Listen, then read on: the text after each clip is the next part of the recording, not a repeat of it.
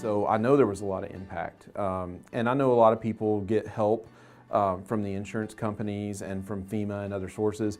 But when you have a disaster like this, you never really get made whole. And so I really think this is a great way for us to be good neighbors.